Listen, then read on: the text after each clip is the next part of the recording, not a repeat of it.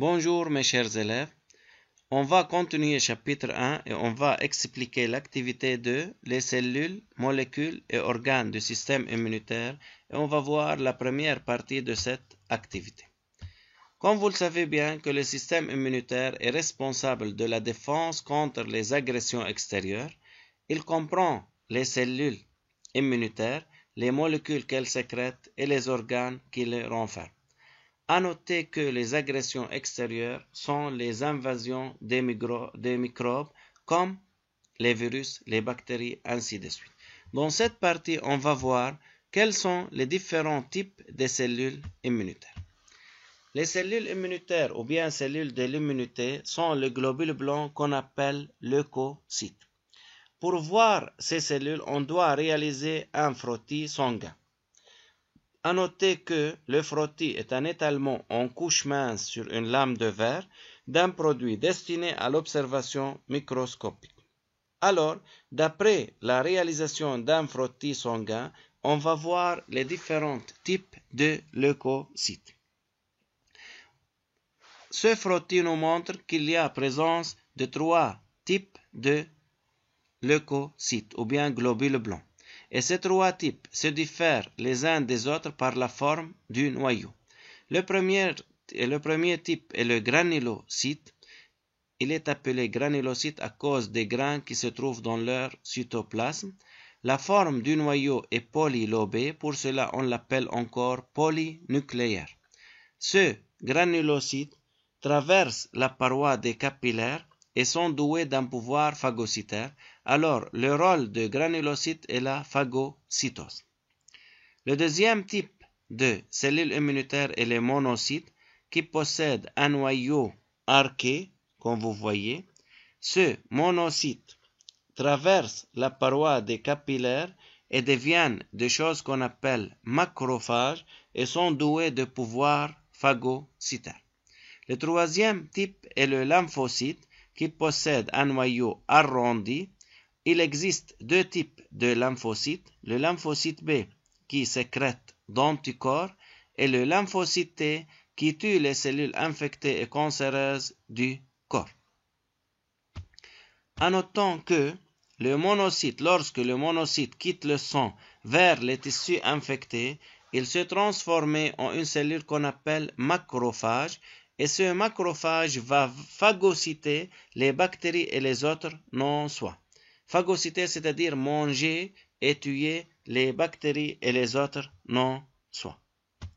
Maintenant, on va voir une petite application qu'on appelle le globule blanc. Les globules blancs sont des cellules du système immunitaire impliquées dans la défense du corps contre les maladies infectieuses et les corps étrangers. Il existe 5 types différents et variés de ces cellules immunitaires, mais elles sont toutes produites dans la moelle osseuse. Le document 1 montre 3 de ces types. Ces cellules sont présentes dans tout le corps, y compris le sang et le système lymphatique. Ces 3 types de globules blancs sont appelés A, B et C. Le nombre de globules blancs dans le sang est souvent un indicateur de maladies infectieuses. Il y a normalement entre 4 x 10 exposant 9 et 1,1 x 10 exposant 9 globules blancs dans un litre de sang, ce qui représente environ 1% du sang chez un adulte en bonne santé. Le tableau du document 2 montre les résultats d'une analyse sanguine d'une personne X.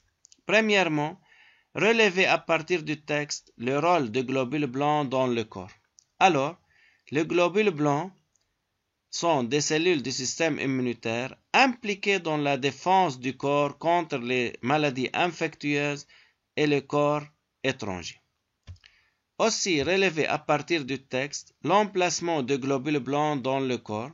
Ces cellules sont présentes dans tout le corps, y compris le sang et le système lymphatique.